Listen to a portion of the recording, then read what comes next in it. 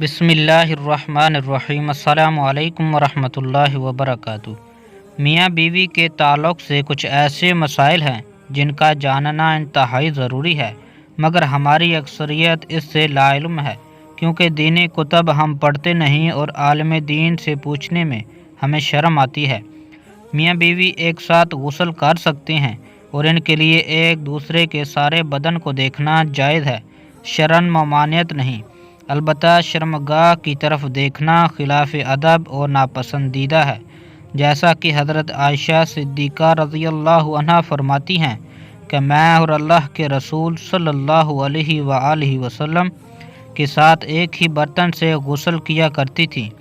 آپ مجھ پر سبقت فرماتے تو میں کہتی مجھے بھی پانی دیجیے، مجھے بھی پانی دیجیے۔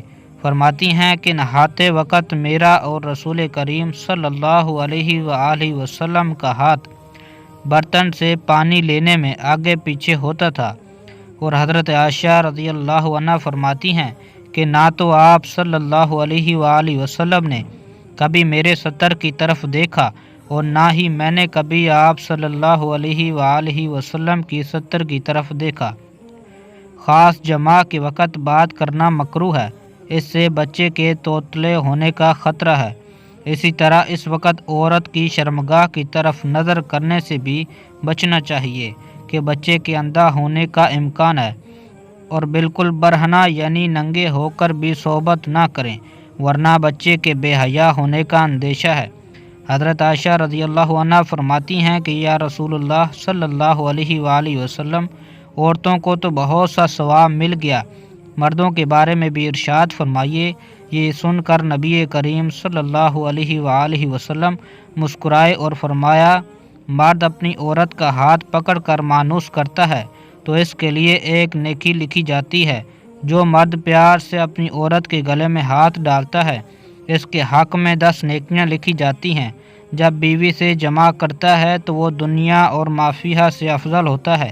جب غسل کرتا ہے تو بدن کے جس بال پر سے پانی گزرتا ہے تو ہر بال کے بدلے میں ایک نیکی لکھی جاتی ہے اور ایک درجہ بلند کر دیا جاتا ہے، اور غسل کرنے کے بعد میں جو چیز دی جاتی ہے وہ دنیا اور ما فیہا سے بہتر ہوتی ہے، اور بے شک اللہ تعالیٰ اس پر فخر کرتا ہے اور فرشتوں سے کہتا ہے کہ میرے بندے کی طرف دیکھو کہ ایسی سرد رات میں غسل جنابت کے لیے اٹھا ہے، اور وہ اس بات پر یقین رکھتا ہے کہ میں ہی اس کا رب ہوں۔ تم اس بات پر گواہ رہو کہ میں نے اس کو بخش دیا۔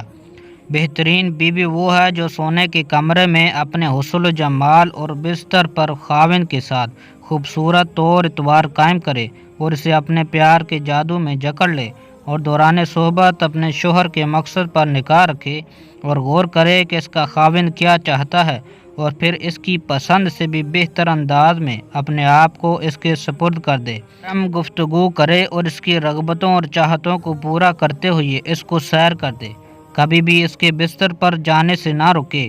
اگر وہ اس کے ساتھ مقاربت کا خواہشمند ہے تو قطعاً نافرمانی نہ کرے، کیونکہ اللہ رب العزت کے ہاں یہ بہت ہی بڑا گناہ ہے۔ جب شوہر بیوی کو اپنا طبعی تقاضا پورا کرنے کے لیے بلائے تو بیوی انکار نہ کرے۔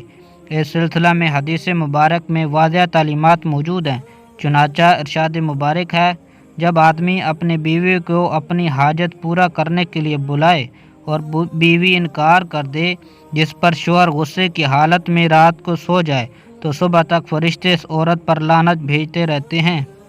ایک دوسری روایت میں ہے کہ حضرت طلق بن علی فرماتے ہیں کہ رسول اکرم صلی اللہ علیہ وآلہ وسلم نے ارشاد فرمایا جب شوہر اپنی بیوی کو اپنی حاجت پوری کرنے کے لیے بلائے تو اس کے پاس چلی جائے، اگرچہ روٹی پکانے کے لیے تندور پر کھڑی ہو۔ حضرت سیدنا عبداللہ بن مسعود رضی اللہ عنہ سے ایک شخص نے کہا میرا جس لڑکی سے نکاح ہوا ہے میرا گمان ہے کہ کہیں وہ مجھے ناپسند نہ کرے۔ آپ رضی اللہ عنہ نے فرمایا محبت اللہ تعالیٰ کی طرف سے ہے اور نفرت شیطان کی طرف سے۔ تو ایسا کرو کہ جب تم پہلی بار اس کے پاس جاؤ تو دونوں وضو کرو اور 2 رکعت نفل نماز شکرانہ اس طرح پڑھو کہ تم امام ہو اور وہ تمہاری اقتداء کرے، تو انشاءاللہ تعالی تم اسے محبت اور وفا کرنے والی پاؤ گے۔ حضرت عمر رضی اللہ عنہ کے پاس ایک شخص آیا گرد و غبار سے اٹا ہوا بال بکھرے ہوئے۔ اس کے ساتھ اس کی بیوی بھی تھی جو کہہ رہی تھی، امیر المؤمنین، میں اس کے لیے نہیں، نہ ہی یہ میرے لیے ہے۔ آپ نے یہ جان لیا کہ عورت اپنے شوہر سے نفرت کرتی ہے، اس لیے آپ نے شوہر کو حکم دیا کہ وہ غسل کرے اور اپنے سر کے بالوں کو ترشوا لے اور ناخن کتر لے۔ جب شوہر فارغ ہو کر آیا تو آپ رضی اللہ عنہ نے کہا کہ اب اپنی بیوی کے پاس جاؤ۔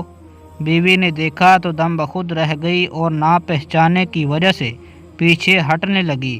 جب پہچان لیا تو اس کا بوسہ لیا اور اپنے دعوے سے دستبردار ہو گئی۔ حضرت عمر رضی اللہ عنہ نے فرمایا کہ تمہیں ان کے ساتھ اسی طرح کا برتاؤ کرنا چاہیے۔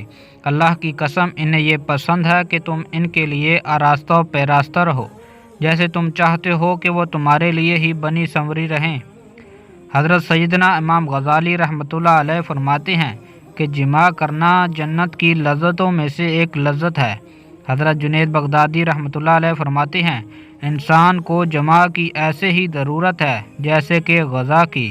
آپ صلی اللہ علیہ وآلہ وسلم نے ارشاد فرمایا، مرد کا اپنی بیوی کے ساتھ اکٹھے ایک بستر میں سونا افضل ہے، الا یہ کہ کسی ایک کو عذر ہو، اس لیے کہ مقصد ہم بستری کرنا نہیں ہے بلکہ مقصد بیوی کے دل کو خوش کرنا ہے۔ بیوی کے دل کو خوش کرنے کے لیے ایام کے دنوں میں بھی اس کے قریب ہو جانا گویا انبیاء علیہ السلام کی سنت مبارک ہے۔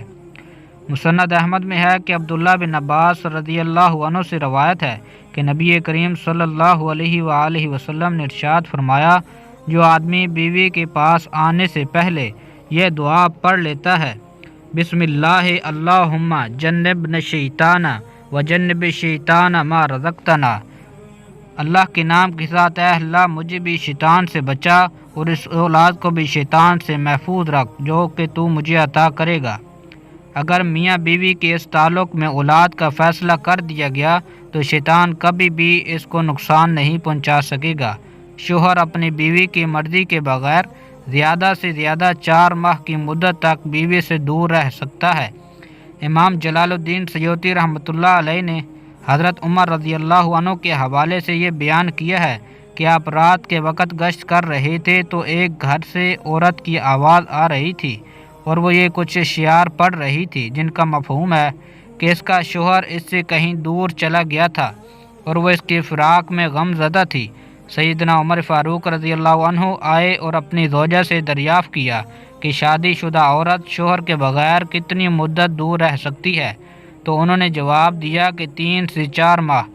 آپ رضی اللہ عنہ نے حکم جاری کر دیا کہ ہر فوجی کو 4 ماہ بعد ضرور چھٹی دی جائے تاکہ ہر فوجی اپنی بیوی کا حق ادا کر سکے۔